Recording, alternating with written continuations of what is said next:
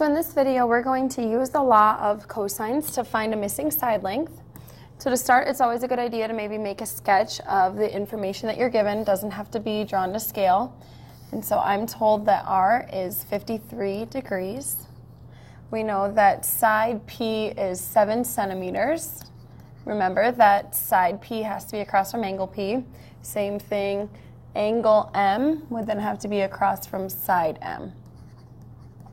And so I'm told side, angle, side is the case that we're given. We know a side, the angle in between, and then another side.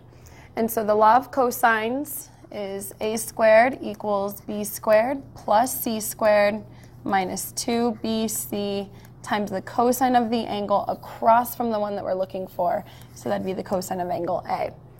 Even though our variables don't match up with the variables used in our triangle, it doesn't matter as long as we follow that same form.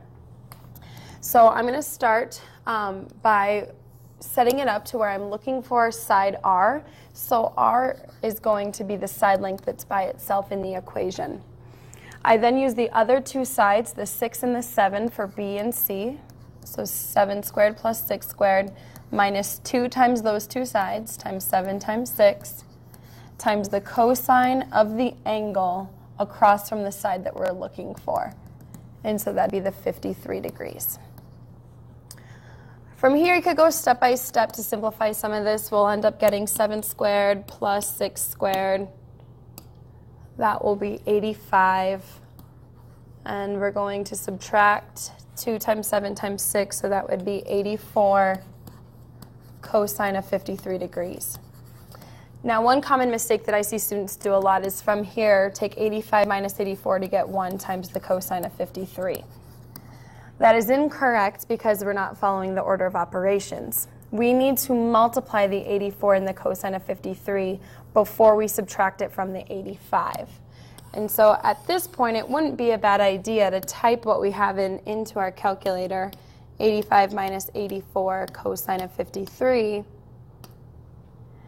So then R squared will equal roughly 34.448. And so our next step would then be to square root both sides.